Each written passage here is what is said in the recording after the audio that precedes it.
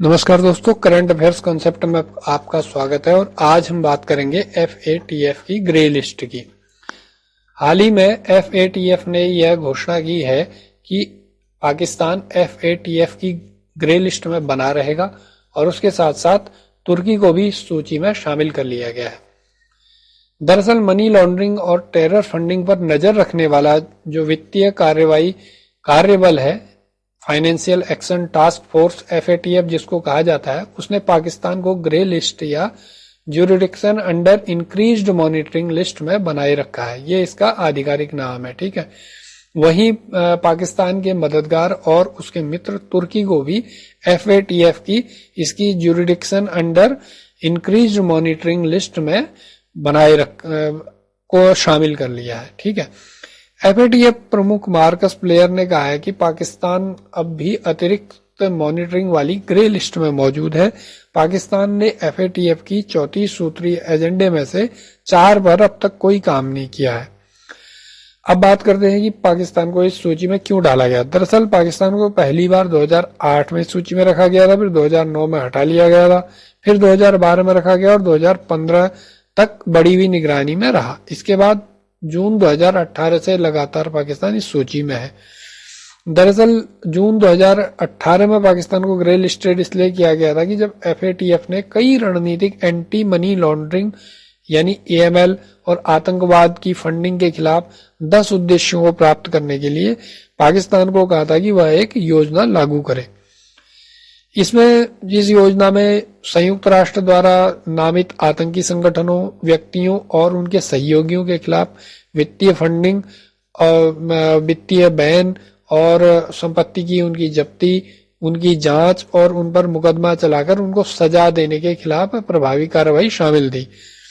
अक्टूबर 2021 के पूर्ण सत्र में FATF ने कहा है कि पाकिस्तान ने अपनी 2018 की कार्य योजना में से 26 कार्य आइटम पूरे कर लिए हैं। शेष यह बचा है कि अभी भी पाकिस्तान संयुक्त राष्ट्र द्वारा नामित आतंकवादियों के खिलाफ उचित कार्रवाई करने में विफल रहा है।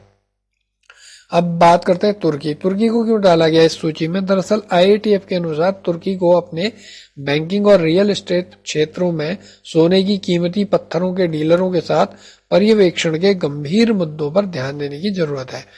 IATF के अनुसार तुर्की को यह दिखाने की जरूरत है कि वह जटिल मनी लॉन्ड्रिंग के मामलों से प्रभावी ढंग से निपट रहा है और आतंकवादी फंडिंग के मुकदमों पर भी प्रभावी कार्रवाई करते हुए ISIL और अल-कायदा जैसे संयुक्त राष्ट्र द्वारा नामित आतंकी संगठनों के मामलों को प्राथमिकता दे रहा है, यानी कि उन पर कार्रवाई कर रहा है।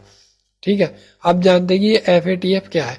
फाइनेंशियल एक्शन टास्क फोर्स एक अंतर सरकारी निकाय है जिसे फ्रांस की राजधानी पेरिस में G7 समूह के देशों द्वारा 1989 में स्थापित किया गया था। इसका काम अंतर्राष्ट्रीय स्तर पर मनी लॉन्ड्रिंग, सामूहिक विनाश के हथियारों के प्रसार और आतंकवाद की फंडिंग पर निगाह रखना है। इसके अलावा FATF का जो वित्त विषय पर कानूनी विनियामक और परिचालन के उपायों के प्रभावी कार्यान्वयन को भी बढ़ावा देता है। FATF का निर्णय लेने वाला निकाय जो है उसको FATF प्लेनरी कहा जाता है और इसकी बैठक एक साल में 3 बार आयोजित होती है। इसका सचिवालय पेरिस में आर्थिक सहयोग और विकास संगठन यानी कि OECD के मुख्यालय में ही स्थित है। वर्तमान में 39 देश इसके सदस्य देश हैं और 2 क्षेत्रीय संगठन यूरोपियन कमीशन और गल्फ कोऑपरेशन काउंसिल इसके यानी GCC इसके क्षेत्रीय संगठन इसके सदस्य है। भारत 2010 से इसका सदस्य है। अब ये जानते हैं कि काम क्या करता है। FATF अंतर्राष्ट्रीय वित्तीय प्रणाली को दुरुपयोग से बचाने के लिए राष्ट्रीय स्तर की कमजोरियों की पहचान करता है। ठीक है। अक्टूबर 2001 में FATF ने धन शोधन यानी मनी लॉन्ड्रिंग के अलावा आतंकवादी वित्त पोषण से निपटने के प्रयासों को अपने उद्देश्यों में शामिल किया और 2012 में सामूहिक विनाश के हथियारों के प्रसार की फंडिंग का मुकाबला करने के प्रयासों को इसमें जोड़ा। ठीक है। FATF द्वारा अपने द्वारा दी गई सिफारिश को लागू कराने में इन देशों की प्रगति की निगरानी करता है और जिसके आधार पर उनको सूची में शामिल करता है, ग्रे सूची में या ब्लैक लिस्ट में। इसके अलावा मनी लॉन्ड्रिंग और आतंकवादी वित्त पोषण की तकनीकों को खत्म करने के उपायों की समीक्षा करता है। इसके साथ ही एफएटीएफ विश्व स्तर पर अपनी इस सिफारिशों को अपनाने और लागू करने को बढ़ावा देता है। एफएटीएफ की जो सूचियां हैं वो दो सूचियां हैं, ग्रे लिस्ट और ब्लैक लिस्ट। और इसमें ग्रे लिस्ट में शामिल होने का मतलब यह है कि वह देश आतंकवादी फंडिंग और मनी लॉन्ड्रिंग पर अंकुश लगाने में फेल रहा है। इस सूची में फिलहाल जो अपडेटेड सूची है उसमें 23 देश हैं: Albania, Barbados, Burkina Faso, Cambodia, Cayman Island, Haiti, Jamaica, Jordan, Mali, Malta, Morocco, Myanmar, Nicaragua, Pakistan, Panama, Philippines, Senegal, दक्षिण सूडान, सीरिया, तुर्की, युगांडा, यमन और जिम्बाब्वे। एफएटीएफ ने 2 देशों बोत्सवाना और मॉरिशस को इस सूची से बाहर कर दिया है। ठीक है, अभी इसी बार किया है तो इसको ध्यान रखिएगा।